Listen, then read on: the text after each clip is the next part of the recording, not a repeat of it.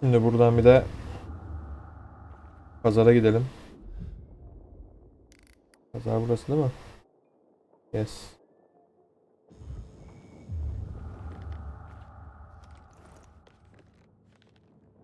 Orada bir şey var yine ama anlaşılmıyor ne oldu tam. Gece vakti pazara gitmeye çalışalım.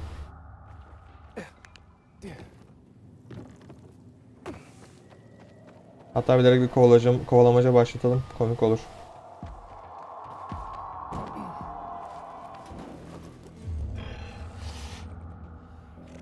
Ne oldu? Kız zoruna mı gitti?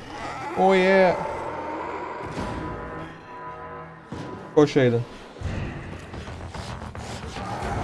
Wow.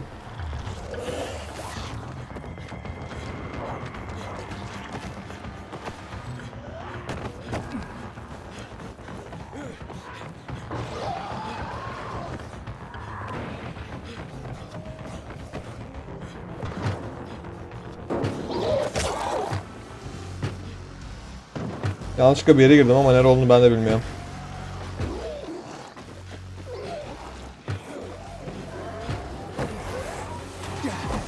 Ups, bırak koş. Ananı. Niye bu kadar çok var burada? Ne oluyor? Benim hedefim nerede? Mor ışığa koşacağım.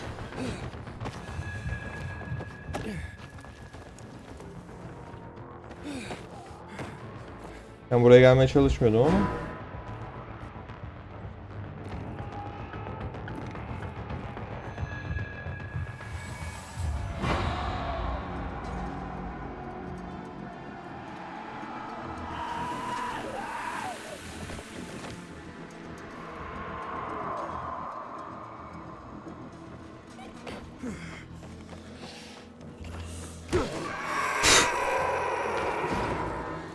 Kızdı.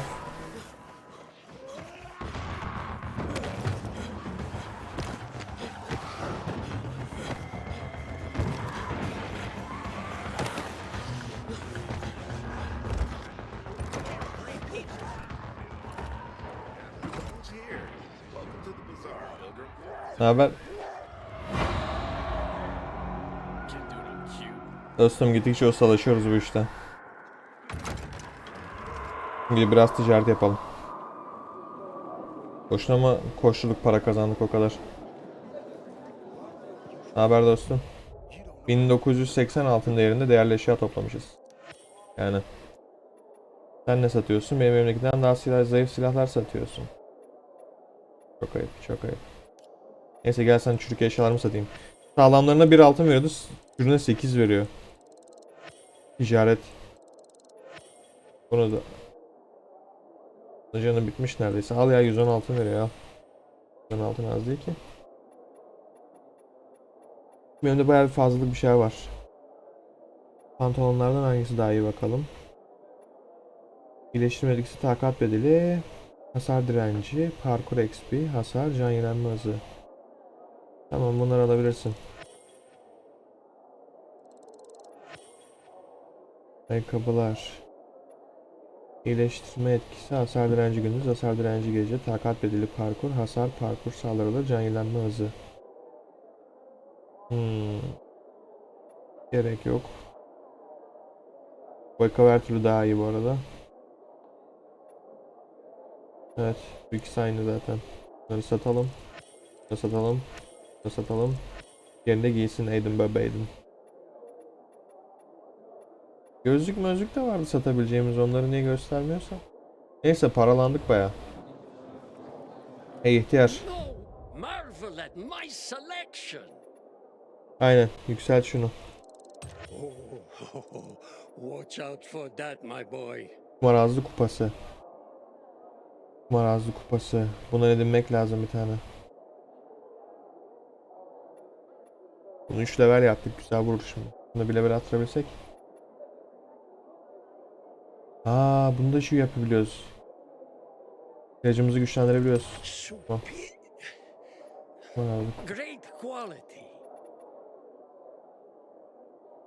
Son umut. Tesisatçı. Tekel kesici, tekel edici, tekel kesici.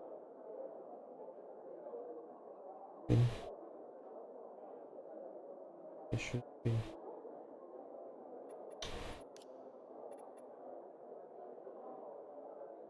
Ne kadar onu arıyorsun? Ha güzel.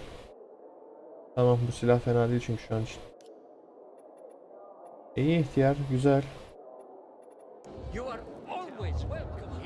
Tamam. Tamam. Uyuyalım, gündüz olsun. Devam edelim.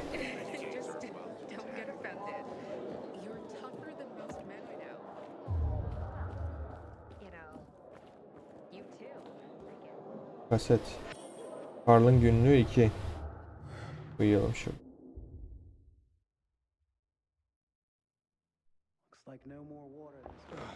Evet, sabah 8'de uyandık.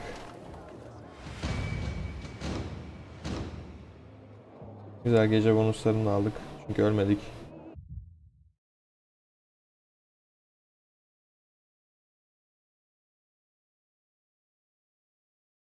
Evet. Gidelim. Maya'yı bulalım. Muşta'yı nereden bulmuş da UBS'e atmaya çalışmış soralım.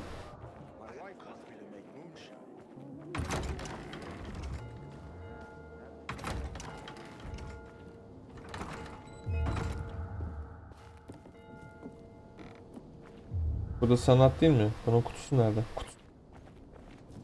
Yalnız ecellerden kaçarken orada sanat eseri görmüştüm. Bir tane alamadım. Ona üzüldüm. Evet, sabah olurken kanlar çiller. O ne be? Aa, küçük zombi şeyi. Dur, bunlardan lazımdı.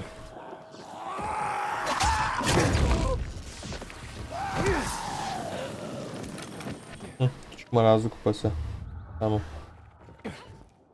Bunları denk geldikçe keselim. Bayağı kıymetli bunun şeyi belli ki.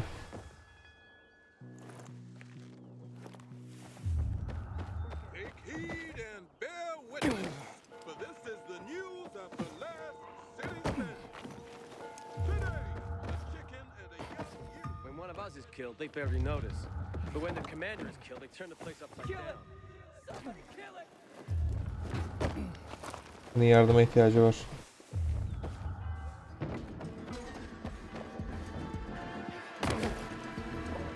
Bu değil. Gördüm.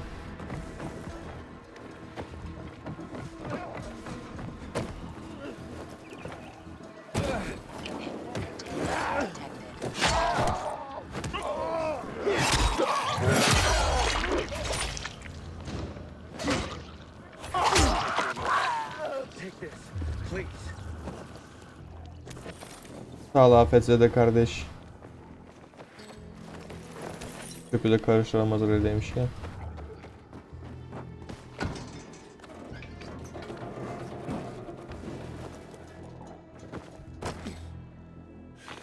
İnhibitör. Nerede? Nerede?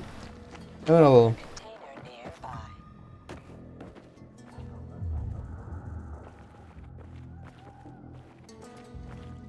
Bu binanın içinden.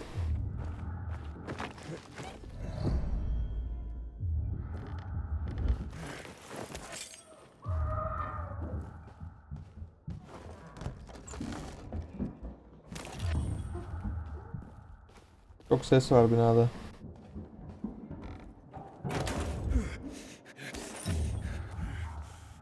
İnhibitörün de sesi geliyor yakından.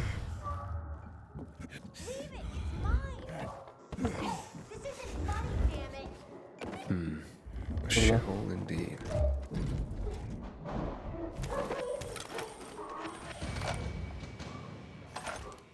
Hemen. Ah. Bir seviyede takat alacağım, sonra artık yavaştan can almaya başlarız.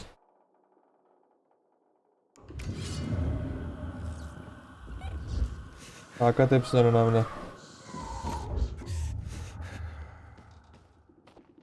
Ne oluyor burada ya? Var resmi. Ninni. Siz kim? Çocuk lan bunlar. Hey kids, I'm looking for a woman named Maya. Hey, what's so funny? Maya ain't a grown-up. She's just a plain old girl. Hold on, you were the one trying to sell a PK weapon to Hubert? Yeah, but the jerk didn't want it. Got all freaked out and chased me away.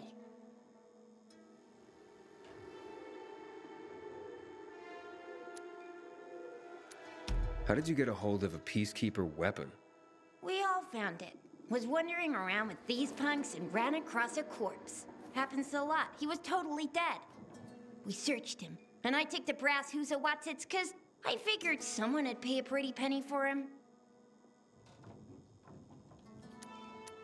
Maya, I need that weapon. It's very important. You expect me to just hand that brass who's what's it over? Are you nuts? The Whoosy Whatsit's real name is the Lazarus, and it belonged to an important PK. We might have a war if I don't return it. You could help us find a murderer. Okay, I'll give you this stupid thing. But for 500. That's a lot of money, kid. Of course it is. Life's damn expensive. I have to buy water and a marker for my brother. He's turning 12 soon, you know. I can give you 10, and that's my last offer. Deal! Nobody wanted to buy it anyway.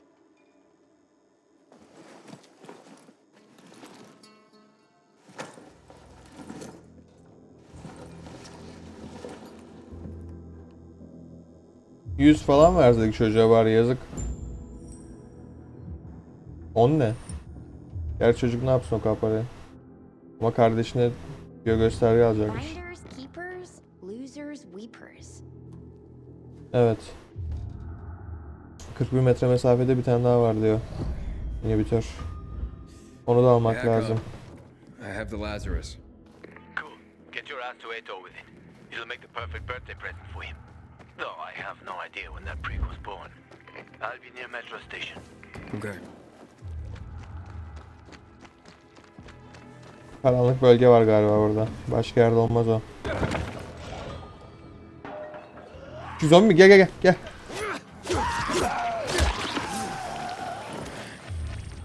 Sanıyor ki ondan kaçacağım. Sen veli nimetsin benim için.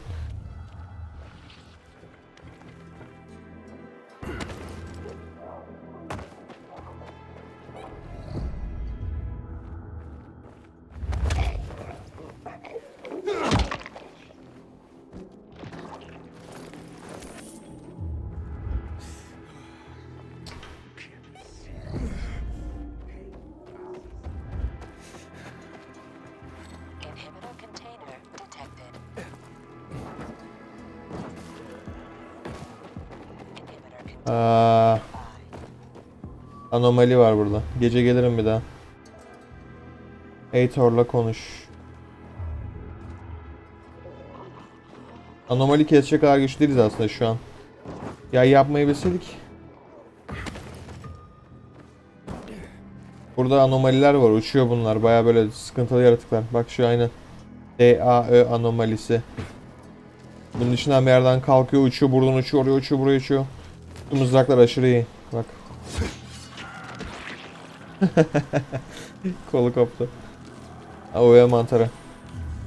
Bulmuşken almanız gereken şeyler tam liste. Yok mu başka senden zombi? Bir kolun koptu, gideceğim mi şimdi öyle? Al o zaman.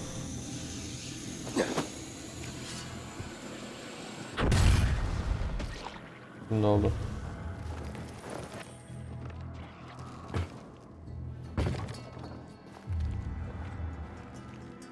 Buraya dediğim gibi gece gelmeden bir şey çıkmıyor buradan. Anca böyle eğlence, başka bir şey yok yani. Var mı başka zombi? Ha, gördüm. Bu tarafta var mı? Var. Uf, atamadım. Boşa gitti.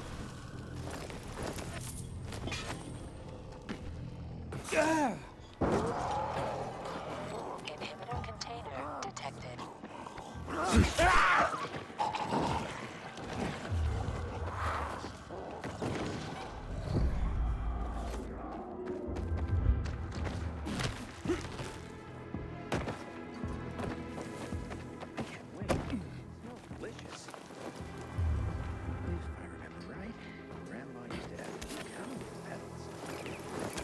İlaç. Çok ciddi ihtiyaç. Toplayalım. Modern tıbbın olmadığı yerde tabii ki de ortaya bal çıkıyor.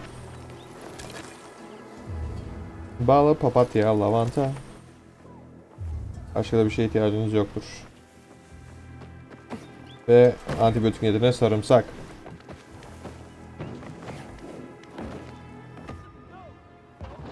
Yine birinin başı belada. Ve bana sesleniyor.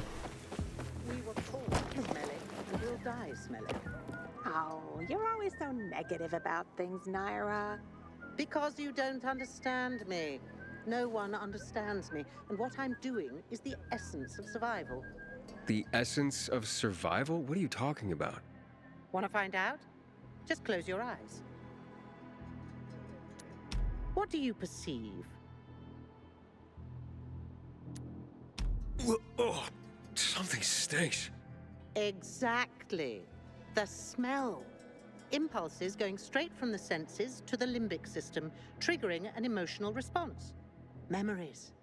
The well-being of the mind. But that smells like. Well, that smells like shit. What did you expect? What do you think people use as fertilizers around here? Too much information. Sorry. So, who are you and what are you doing here? Before the fall, I used to work in a fragrance manufacturing company. I consider myself lucky to have been professionally active within the only century when the world actually smelled nice. Now it's back to normal. So I asked myself, how can I change that? What scent would make people the most happy in this miserable world? I sure hope you don't mean smelling like shit is the essence of survival. Of course not. I have this really exciting idea for a new fragrance. People are going to pay a fortune for just a whiff. I called it Turn Me On. And it's almost finished. I just need some scraps for the heart note. What do you mean scraps? For a fragrance? Oh, yes. Metal scraps. Onunla var bende. So Turn Me On will be an aphrodisiac for robots, then. Good one. You'll find out when it's time. If you bring me some scraps. Lavanta along da with some var. lavender. In return, maybe I'll let you in on my secret. Tamam lan yap. Gel. Var hepsine. Naira said she needs lavender for her perfume, too. Now that makes more sense. Metal scraps. Naira wants them. I hope this isn't some wild goose chase. Making perfume out of metal. Sounds absurd. Here, your, ingredients. Good. I wish there was more oil on the metal scraps, but Oh, Naira, can't you just be thankful for what you've got for once? She gives me this shit every day, I swear. okay. Okay. Voila! It's ready. Here, smell it. Wow. It smells... It's... Oh, boy, it's like heaven. What is it? Silly little boy. Too young to know, aren't you? It's new car smell. A car? Are you disappointed? The scent of luxury is the base note, the smell of confidence is the heart note, and the fragrance of risk and adventure is the head note. All you dream about is to turn it on and drive away into the distance. Thanks so much for helping me out. Unlike some people. Here, have this. I rubbed it with Turn Me On. This'll remind you to tune into your sense of smell now and then. Ne verdim bana? 3 tane UV çubuk. Tamam, işe yarayacak bir şey verdin en azından. Sana karşına sadece hurda verdim sonuçta. Ve uçur beni tarifi. Ya diğer toplanabilir eşya. Wonder how these biters survive in daylight. Uçur beni tarifi. O neymiş ya? Ünlü. Ha. Two bees will kill him eventually. Hatıralık eşya öyle. Gel buraya.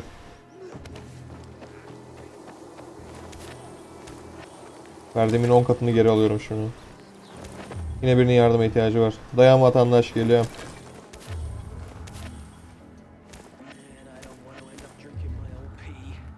Someone's got to do something about the water situation.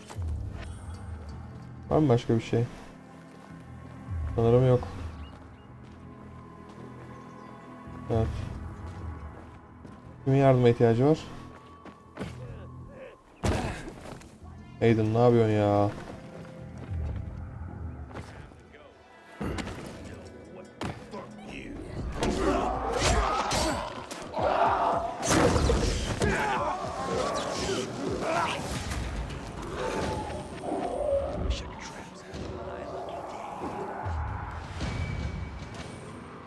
Aha. Benim yetenek açma vaktim geldi. Parkur ve dövüş sen ikinci aşamaya ulaştın.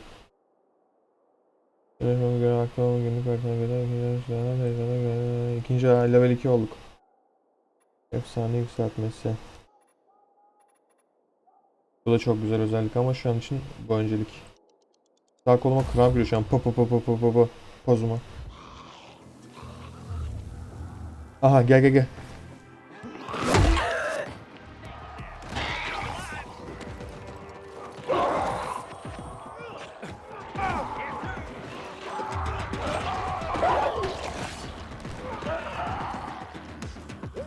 Benle de mi dövüşmek istiyorsunuz? Niye?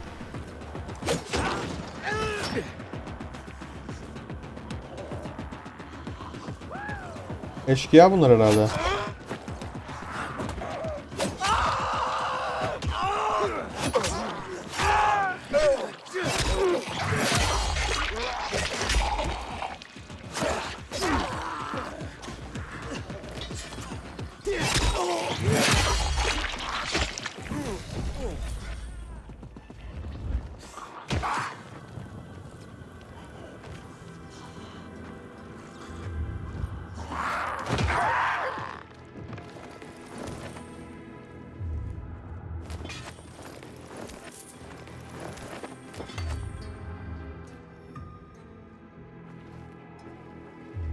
Okey. Ne yapıyordum ana? Görev var. Aitor'la konuş. Tamam. O zaman PK base'ine gidiyoruz.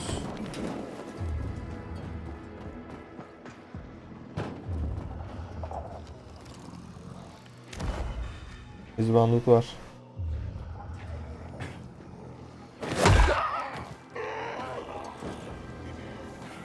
Buralarda full kimyasal, nasıl geçeceğim ben oraya?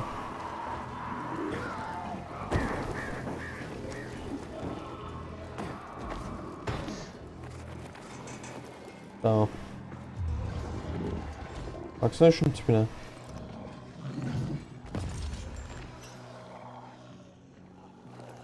Bura bizi aşar. Orada bayağı kıymetli bir şey var ama sarı sarı parlıyor. Neyse. Biraz daha büyüyünce. Of Aiden. Aiden bebeğdin. Hala düzgün koşamıyor.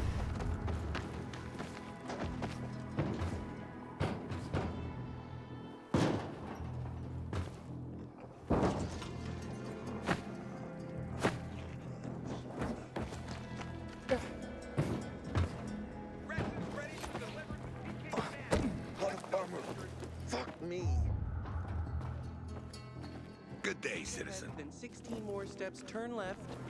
Dodge the 3 infected there. 26 plus 82. 108. You got a problem? A problem? Pilgrim, you gotta help me. I'm in deep shit. Real fucking deep. If you don't help me, that bald thug, my uncle, will beat me. And he's got hands like cast iron frying pans. The last time he hit me, I had a lump on my forehead as big as a horn. Like some fucking rhino. And it came in rainbow colors too. The horn, I mean. Now, based on your colorful description, sounds like you enjoy it. He'll be fine. Later. Tamam lan You gel. got a problem? If any... What did you do to make your uncle? Nothing yet. But I will in a moment. Like any normal person. I took a nap and then boom. I was asleep like a frog in a swamp in winter. The worst part is that the sausage is on the verge of rotting. In this day and age, throwing away good food is a crime. Okay, nearly good food, but it won't give you the shits quite yet. If it's eaten in the next hour, everyone will be fine. Okay, maybe one of them will run to the bathroom. Better than starving. After all, no one has shit so much they stop being hungry, right? But in 3 hours, everyone's asses will explode like shit geezers. Then comes the puking. My uncle would just fucking kill me, and the rest will feed my corpse to the infected. I'd hurry this food over to them myself, but I still have to prepare the smoker. This stuff doesn't make it. Well, you know what will happen. Show me where to go. Jesus, you can't even imagine how...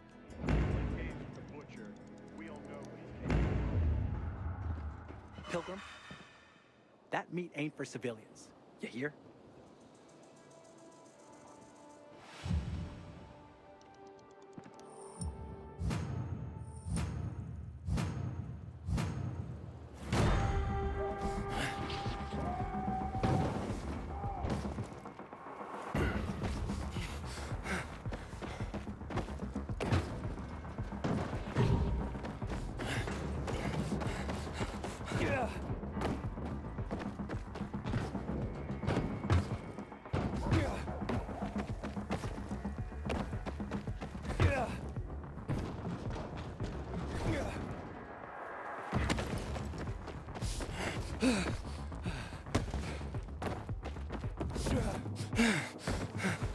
Yine sanat bulduk ama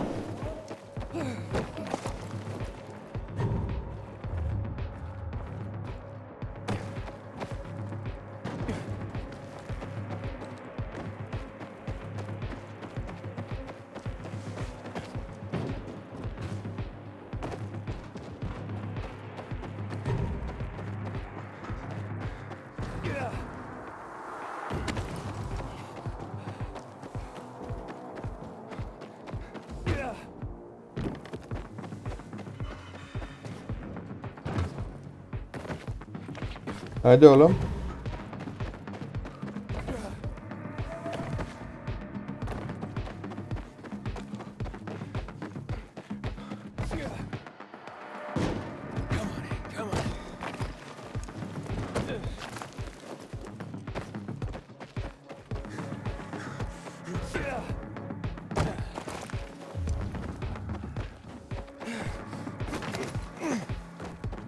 Yoruldum. Yapma. Lan. Oğlum zıpla. Ha zıpla. Allah Allah.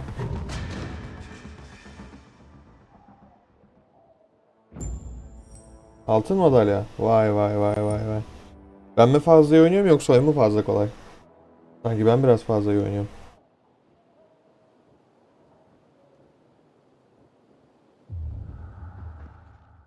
Tabii çok daha iyi olabilirdi. You are awesome. I know you made it in time too. I met one guy who ate a sausage sandwich and he was fine. He even called it tasty. Awesome. Thank you, thank you, thank you. Got some spare time? Because if you do, because I got another sausage run to prevent the runs. And you already know where to go. This isn't an urgent race like the last one, but in this weather, you have to be careful with food. The faster it lands in someone's stomach, the better for everyone. Ya da bu kadar et yememeli bu devirde, değil mi? Ekim biçin ot deyin oğlum.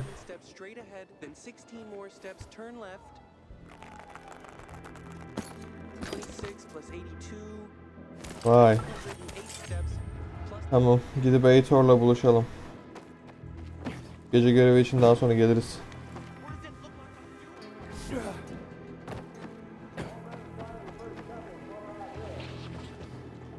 Bak dönüşmüş bir tane PK. Yazık.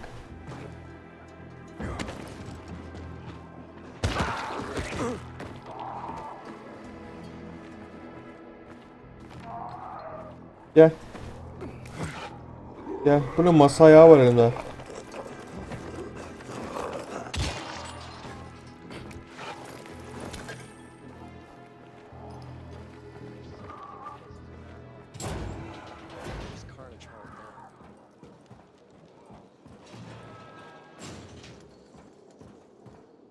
Alışveriş yapalım gitmeden. Hala koluma kramp giriyor burada. Pıt pıt pıt pıt pıt. İlginç yani. Kolay gelsin. I'm sure you'll see something you like. Nadir uzun balta. 31 hasar. Uç yuva, gövde yuva. Uzun balta, tekelli pala. Vuran tekelli pala dayanıklık. Lan aslında bu alınır ha. Buna bir de üst parça şey taktım, bu hayvan gibi olur yani. Üst sırt takviyesi. Neyse dur şu an bir satış yapalım önce. Önce satış. Masa ayağını al. Ooh, Dürbünü al. thanks, I was out of them. Tamiri çekicini al. Kırık kürek. Bu benim. Büyülü sopa. Kaba pala. Bunu da al. Good thing you had an extra. Bunu da al.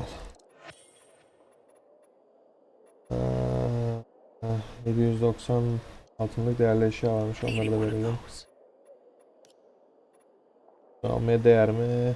Elimdeki silah bitirmeme daha var ya. Daha yeni tamir ettim. Bunun işi Don't bitti. forget, Ama yedeği yok. shop, Yedeği take a yok. look around. Gevşek vida. Sokak satırı. Uzun balta. Bunlar da tekerli. Kuvvetli saldırı hasarı. Düşük can hasar bonusu. Hasar insanlara karşı. İkimiz en iyi bu görür gibi. Alalım gitsin. Good stuff, right? Remember, PK's got Şimdi modifikasyon. Ucuna elektrik. Gövdesine ateş. Ve bir adet inhibitör paketi süsü. Tamam. Güzel bir silahımız daha oldu. Elimizde 2 tane böyle sağlam silah bulunsun. Serisi hikaye. Ama bir de bu olsun, 2 de bu olsun. Çünkü önce bunu bitireceğiz. Hasar daha yüksek. Okey. Böyle gayet düzgün görünüyor her şeyde. Niye ayakkabımız yok ayağımızda? İyi şunu da. Heh. Ton. Bir ton üst kıyafeti bulmuşuz yeni. Bunları niye satamıyoruz pazarda ya? Bayağı özellikler veriyorlar ama. Ha, kolluk da bulmuşuz. Takalım artık yani değil mi? Heh. Artık her parçadan bir kıyafetimiz var. Eskisi kadar yoksul değiliz.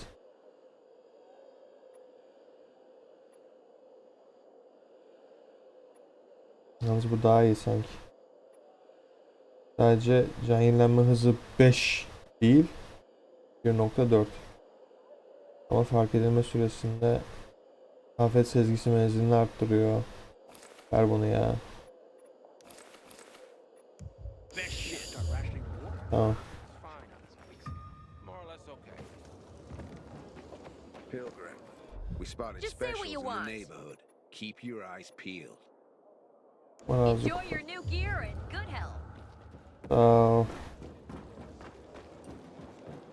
Editor'la konuşalım artık. Muşta'yı bulduk. Büyük bir kız cesetten almış. Herhangi bir şey kanıtlamıyor yani. Too tight.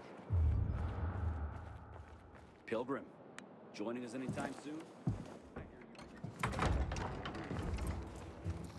Oh, the pilgrim has returned. I hope not empty-handed. I found the Lazarus. I'll be damned. I was right that you could open doors we couldn't. Where's the fucker who had him? In Meatpacking Square. You didn't let him go, did you? That could have been the murderer. A girl had him. She's 10 or something. She didn't kill him. Just looted the corpse. Stop, we'll get back to this later. Leave us.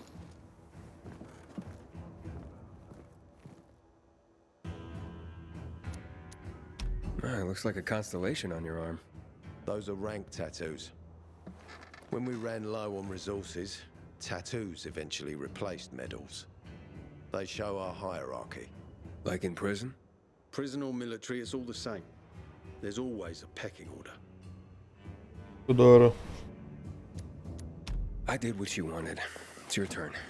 Get me to the center. Opening the tunnel to the central loop is beyond my pay grade, Pilgrim. Command wants me to find the killer. Ader, you promised! Cool down, Pilgrim. I keep my promises. First, take this. Token of gratitude. Sopa veriyor onu. Ader, I have to get to the center. Get it? You're looking for someone, right? I want to go to the central loop too. My wife and kids are there, and I can't protect them when I'm stuck here. The tunnel will open when I find the killer. Is that clear? You can help me, or you can wait until I find him myself. I see traces of blood on the Lazarus's blades. Lucas managed to wound his killer before he died. Bastard's got to have a nasty gash. If you find him, you'll not only help me, you'll be helping yourself. Okay. Do you have any suspects? The commander was murdered in the bazaar. It had to be someone from there. The people of the bazaar are simple folk. Why would they risk defying you? And that's why I want to discover the truth before the orders come down to use force. Besides, appearances can be deceiving. They want to get rid of us. They think anarchy is the key to building a new world. Well, there is plenty of anarchy these days. Carl is a faux pious hustler who brainwashes others with slick speeches. He says everyone's equal, but it's bullshit. You can't be a leader and an equal at the same time. I'll try to find Lucas's killer. Splendid. That's your ticket to the center. Head back to the bazaar. Is there anything else I should know before I go? Yes, as a matter of fact. But this is totally hush-hush. Word of this cannot get out. Sounds serious.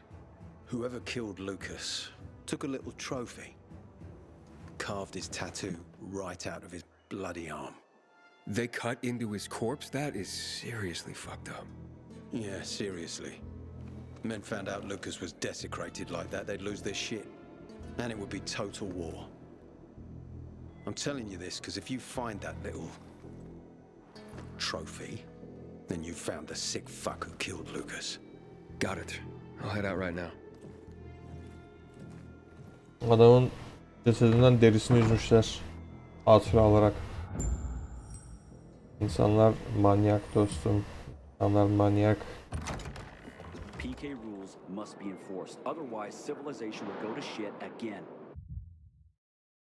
Kaydı kontrol ettim versiyonla mı diye gayet iyi görünüyor. Devam. Bakalım şöyle. Evet.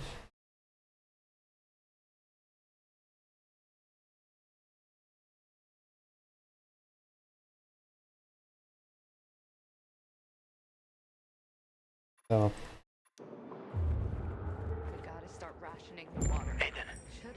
Still alive? Worried about me, are you? Of course. I have high hopes for you, Aiden. Meet me outside. Hey man, where could I get some food? In the canteen. We have a canteen and a hospital in our base. Like in the army? Not like in the army. This is the army. We're bringing order to this fucking chaos. And who are you? I'm a courier. I travel between the zones. Pilgrim. You got it. It takes balls to wander off-road like that. Teşekkürler. 2 level olmuş kuryede. Durduğu yerde level almış. Ben o kadar koşuyorum. Adam durduğu yerde level alıyor. Yesterday I had a good day. Killed 5 infected while on patrol. Nice. My record is 3. Because You found a lead, Aiden. If you went Hey, Ader, got a minute? You telling me you've already figured out who the murderer is? Not yet, but I have other questions. Just be quick about it. Do you know anything about a man named Waltz? A long time ago, when I was a soldier patrolling the streets of the Central Loop, I ran into a renegade squad. I was alone. Scared, but I stood my ground. They almost killed me. But their leader stepped in, told them to stop. He looked me in the eye and he said, "Why is such a brave soldier on Matt's leash and not mine? When you wise up, come to Williams's stronghold."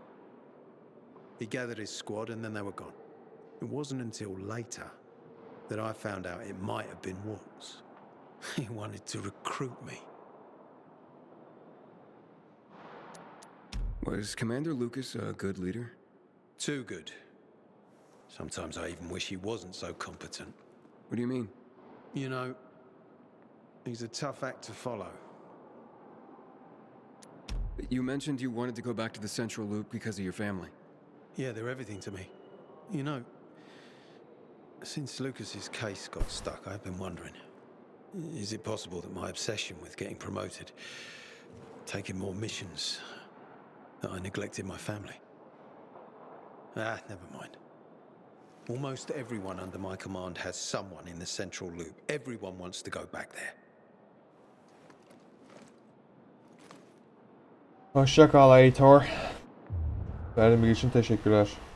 Hala koluma kramp giriyor bir saattir. I'm on duty here. I have no time for games. Move. Okay. Delay. Kill these. Beni sorguya çektiler tuvalet.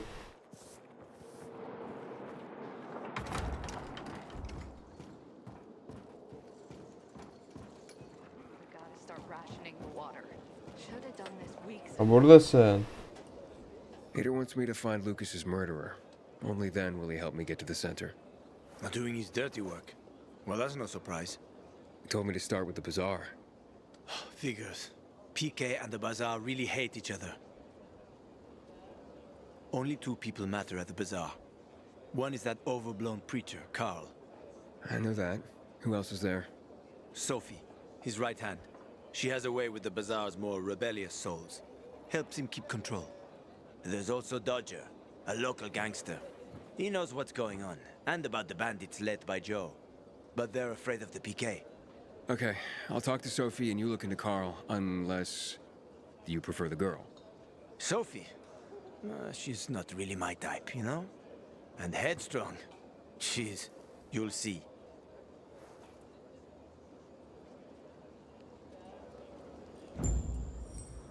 Sağda solda dikilip böyle duruyorsun, gözümün içine bakıyorsun. Demin de geceye kadar durmuşsun orada. Ben gidip bütün dünyayı keşfettim, geldim. Neyse gidiyorum ben.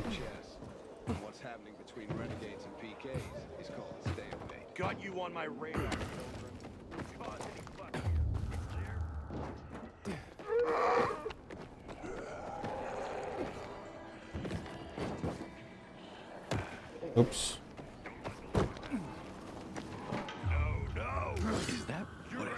O ilaç eşyaları bana lazım.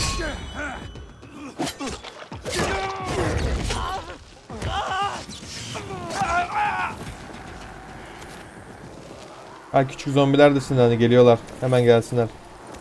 Hey, buradayım, gelin.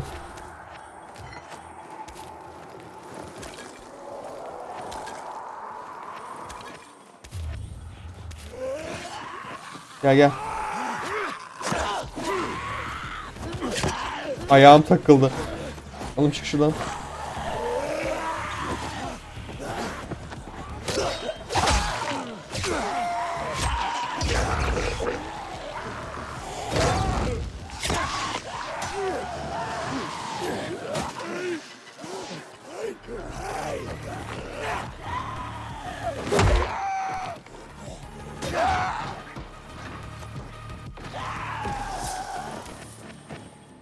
Zırhları dövmek biraz sıkıntı olabiliyor.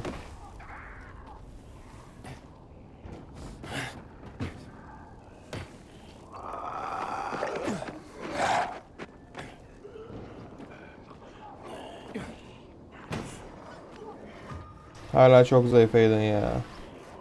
Daha fazla inhibitör lazım.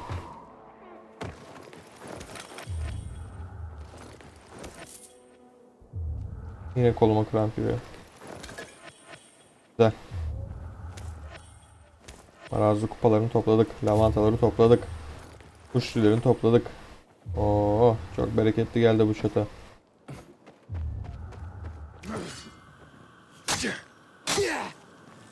Normalde kapaktan çıkıyorlar, vurunca çıkarlar mı diye bir deneyeyim dedim.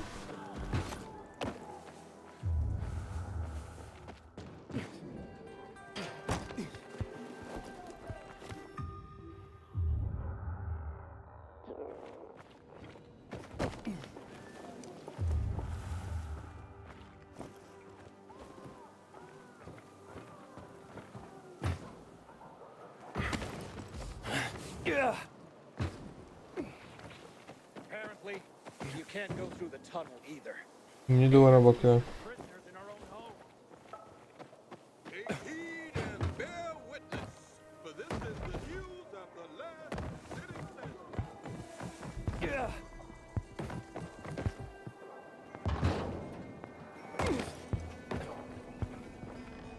Pazar mı bura? Evet, ben niye geldim buraya? Bere vallahi.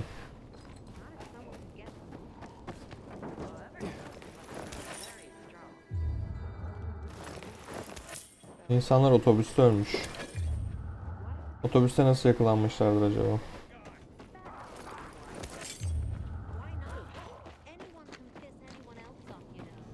Hey kid, you know some old world folks recorded audio time capsules when they realized.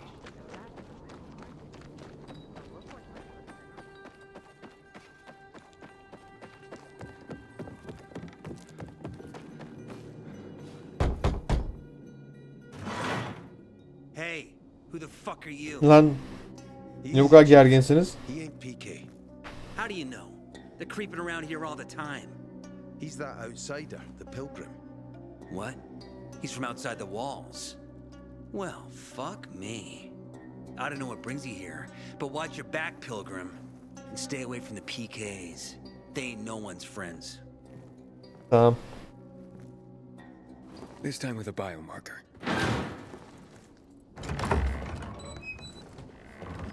Carl said if you show up to bring you round so he can introduce himself.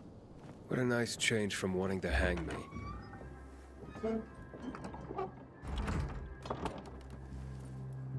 And remember, humanity created a civilization that turned out to be a colossus on clay legs. We cannot make the same mistakes. He didn't want to, he had to. You were a threat to everyone. Of course. Do not listen to the ideologies preached by fools calling for reconstruction. There will be no rebuilding.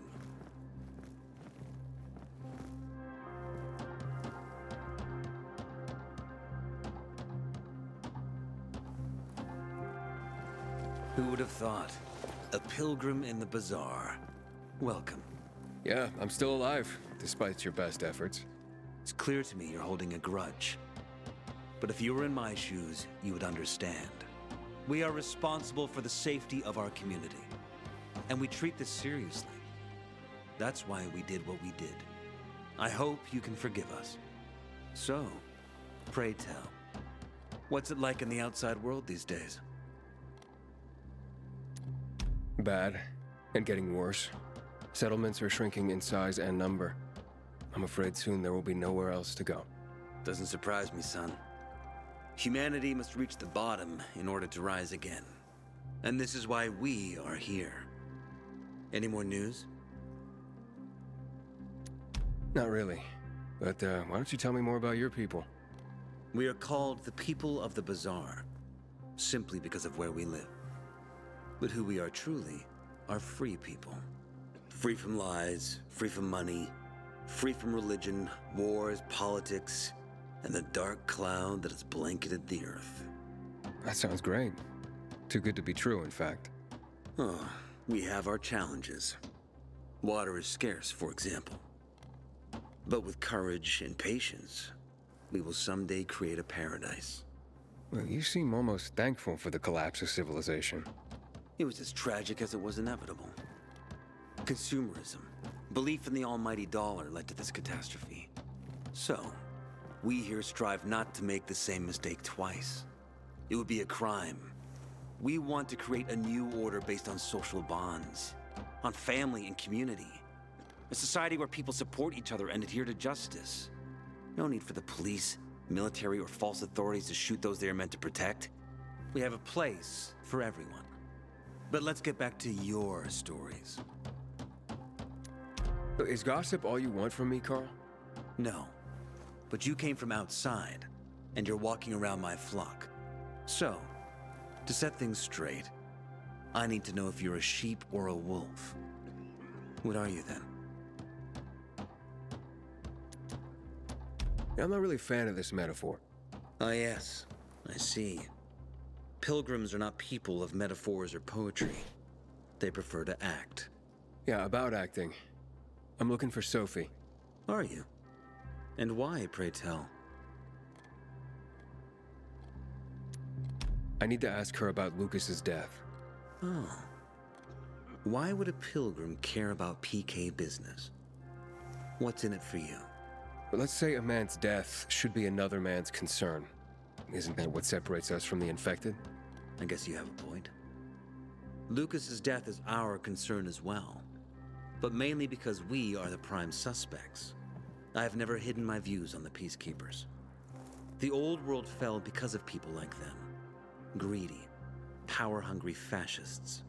Building the new reality based on the old values would not be wise, to say the least. Of course, according to the PK, such claims automatically make me, and all of us, potential killers. So the sooner Lucas's murderer is found, the better for us.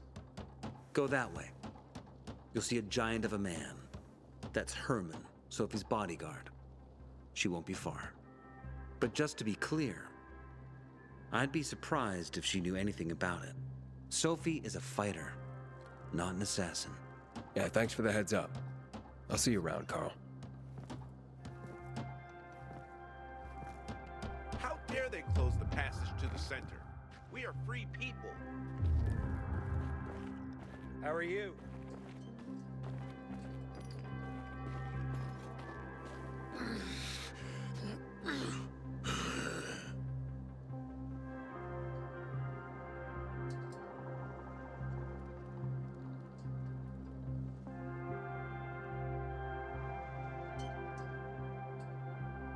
Sophie, can we talk?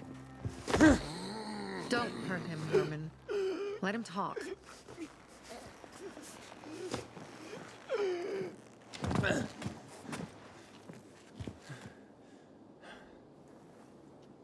My name's... Aiden. You're that pilgrim that came to town recently. You're sure well informed. Don't have much of a choice. I'm in charge of safety here. Besides, yesterday you made quite an entrance. I'm looking for a job. Would you happen to know of any? People here say you can be useful. I'd rather see for myself. How about a small errand first? What are you proposing? Go to one of the craftmasters, Alberto or Vincenzo. Both know the location of the purest crystals. I need some for a certain transaction. A certain transaction? Anything I need to know about? Curiosity is the first step on the road to hell, Carl says. Do you believe that? I believe in not trusting strangers, and that's who you are. So far, at least. Bring me the location of the crystals first. We'll see where we go from there. Those crystals, what's the deal with them? They were created by the chemical bombings of the city. A byproduct of some sort. People believe the infection spreads slower if you wear them. Honestly, I don't think it does. But there's no harm in trying. And that's why they're so important to you guys. That and many other reasons. They're hard to get, difficult to destroy, and easy to get obsessed with. Because they're so pretty, right? But most importantly, they're real, tangible things. Way more real than a piece of paper and old money. That's why they're so bloody expensive. Alberto and Vincenzo? A father and son duo. Alberto, the father, tends to yammer on. Vincenzo, his son, kinda shy. They're both craftsmen. You said you were in charge of safety at the bazaar. What does that mean exactly? It means any PK who threatens our community of free people can count on me breaking his skull. Oh, from the way Carl talked, you sounded more like pacifists. We're trying to overturn the old ways and usher in a new era for humanity. It's a true revolution. And every revolution needs two things to succeed. Ideology and an armed faction to enforce it. Üzerinizdeki kıyafetler bile eski düzenin, neyse ben bir şey demem, al. Fine. I'll go talk to one of those craftmasters. They should be at the bazaar. Do well, and we can think about giving you bigger jobs. Kristal bul diyor, kristal. Apparently, you can't go through the tunnel. Which do you prefer? Hey, you. Yeah, you. Looking for work by any chance? I'm Damien. Aiden. You're new here, right? Evet. Does it make a difference? I pride myself on knowing everyone in this dump, but I don't know you. Maybe that's because I just got into the city. For reals? Wow. Respect. I heard that outside the walls, it's a bloodbath. What does this have to do with the job? Nothing, my friend. Just sussing you out. And I like what I've sussed so far. But about the job. First and foremost, it'll require a certain amount of discretion on your part. You'll be doing business for my partners, and it's their business only. No one else's. Head on over to meet them in West Quarry End. They'll fill you in on the details. I didn't agree to this yet. Haven't said you didn't agree, either. Just think it over. You'll come around. It's easy money. Seriously, there's no time for delay. Hiç güvenemedim senin tipine, bir bokluk var sende.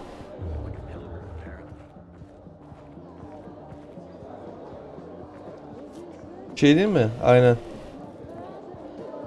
Eşarbı kaybolan kişi. Şekle bak, tipe bak.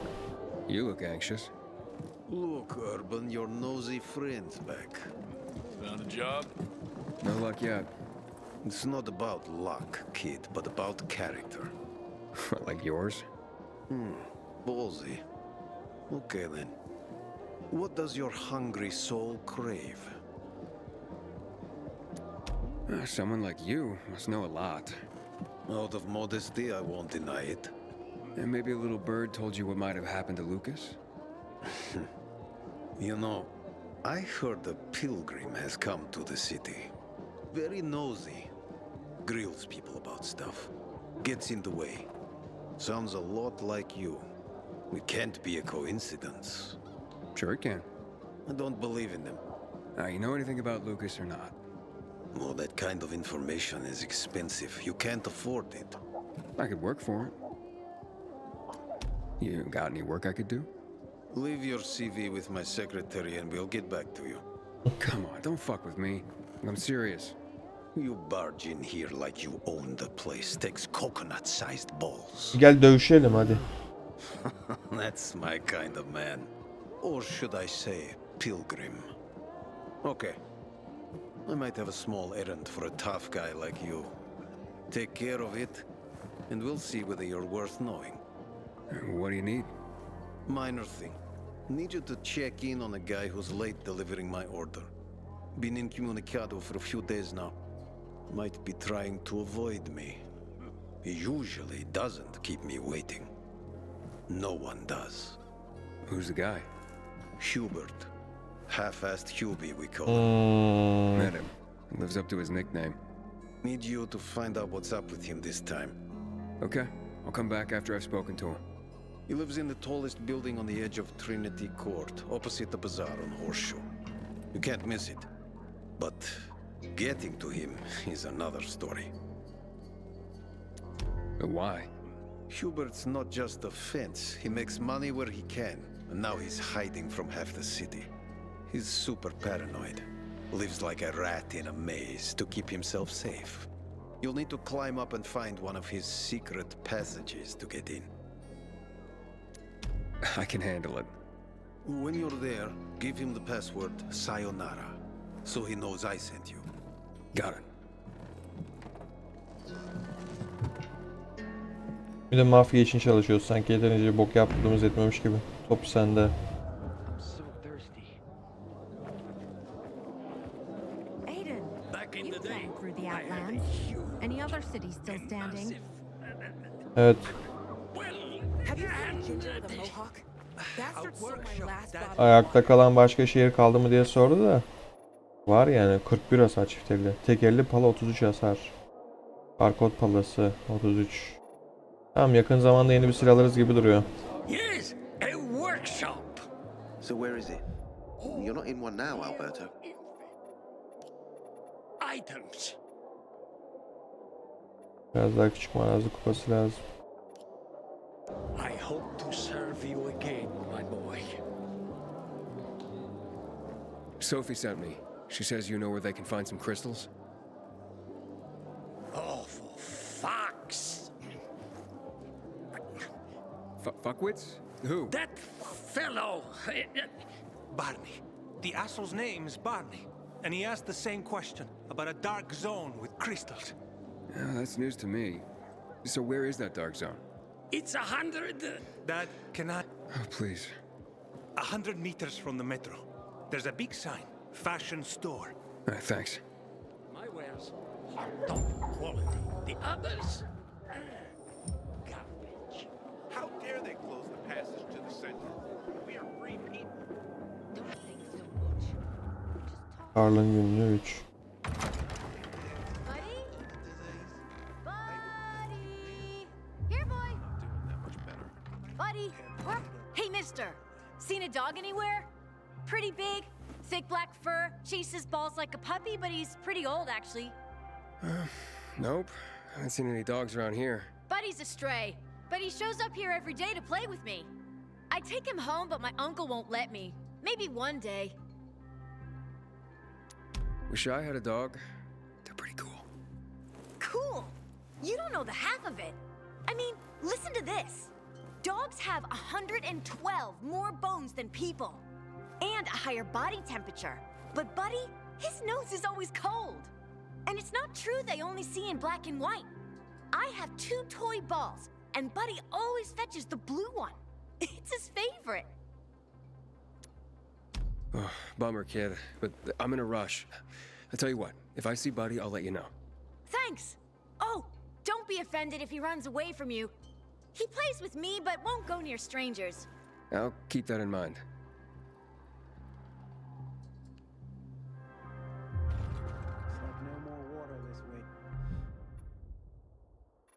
Gidip şu hüybeyi bulalım. Woof. Exhausting, kid.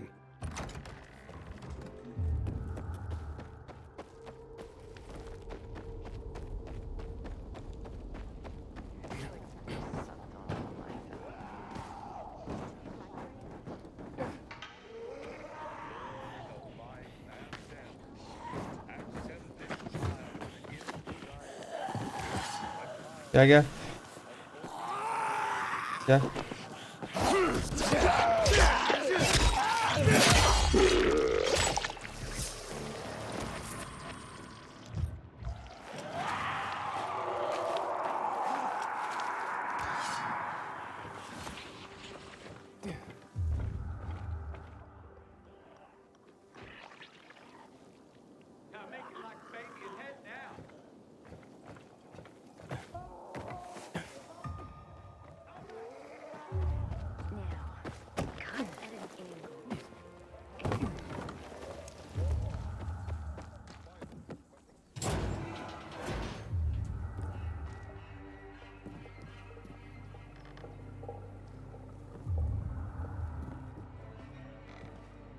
Şey ne bu? Hakon'un arkadaşının. Saute the mushrooms, blanch the asparagus,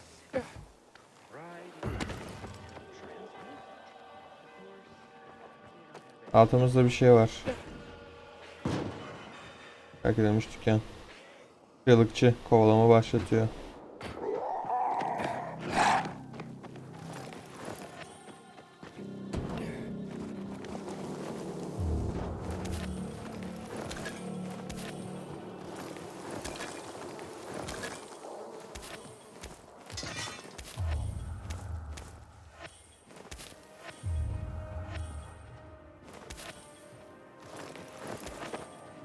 Tamam. Bir şey bırakmadık herhalde. Gidelim.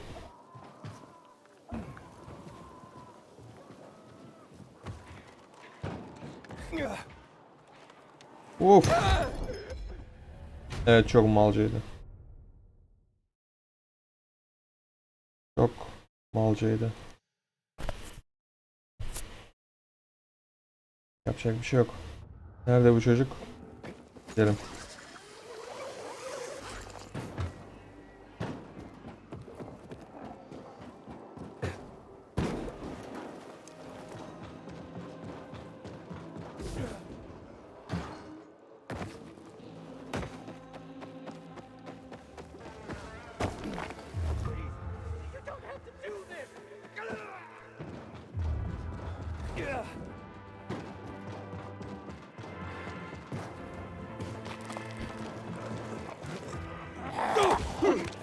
Lan.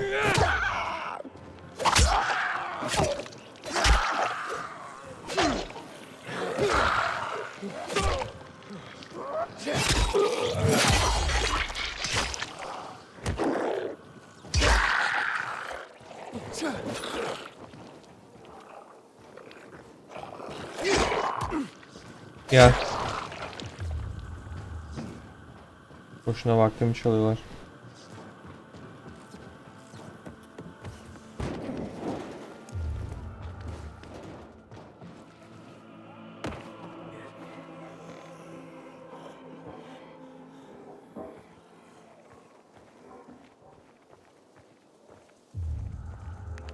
Bu delinin evinin girişi var burada bir yerde. Ama nerede? 17 metre karşıdaki binada. Okey. Ha, gördüm.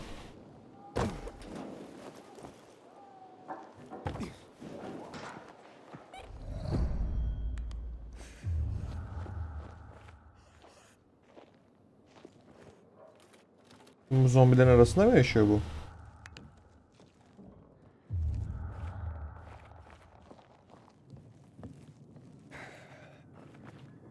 Burada yaşıyor.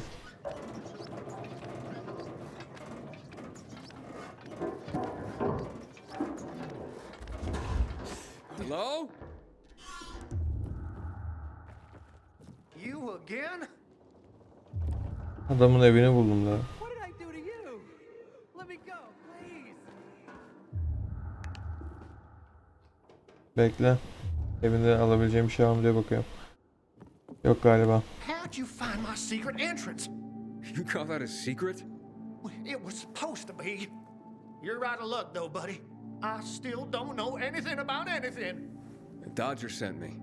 Dodger? Who is... Oh, he told me to say sayonara. Does that help? Okay. Shit. You should have started there. Dodger's looking for the order you owe him. I bet. See that? Busted leg. That's why I don't have Dodger's order. You need help? Nah. Wait. Don't go back to him. He finds out I botched the job, I'm done around here. And what should I tell him? Don't matter. He won't give a shit. He'll think I'm fucking him over. Hey, can you go for me? Check out this storage area in an underground parking lot on St. Joseph Street. Cross the fence right in front of the massage parlor, enter the building, and head down the elevator shaft. Well, hey, slow down. First, what would I be looking for if I did this for you? GRE containers. According to the rumor that reached Dodger, there was a military installation here set up in the first days of the outbreak. And where there's military, there's usually a healthy stash of supplies. What kind of supplies? Don't know for sure, but usually good stuff from before the outbreak. It was only the finest for the military. Medicine, booze, whatever. Oh, no wonder Dodger wants this delivery so badly. Yep. Here, take these bangers and give it a try, will you?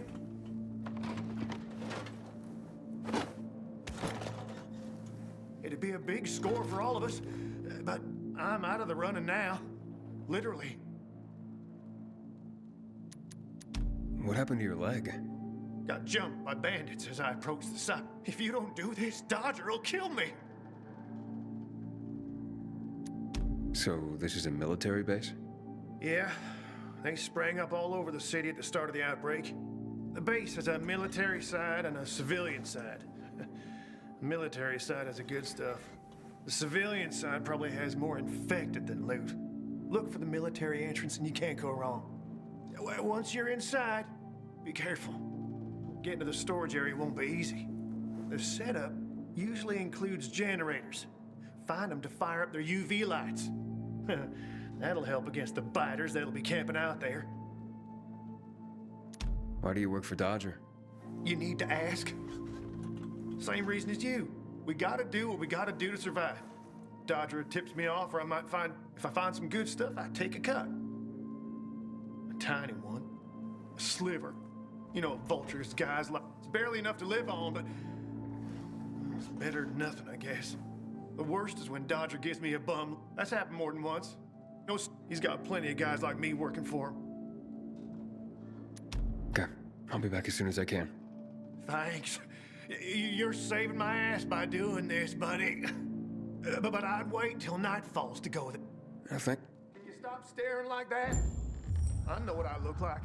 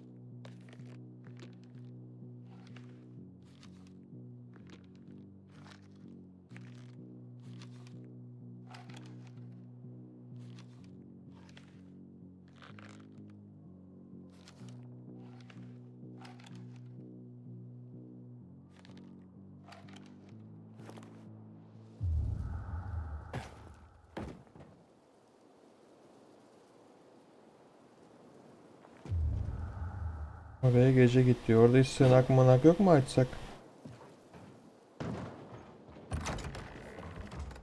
Bu salağın evinin kapısı.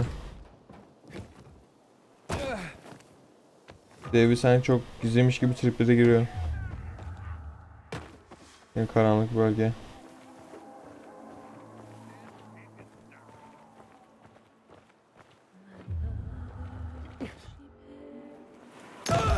Yine öldüm.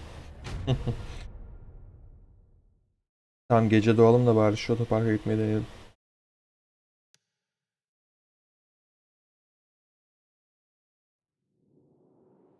Ama ondan önce bakalım bir neredeyiz videoda. O saatte olurmuşuz. Bir sonraki bölümde görüşmek üzere.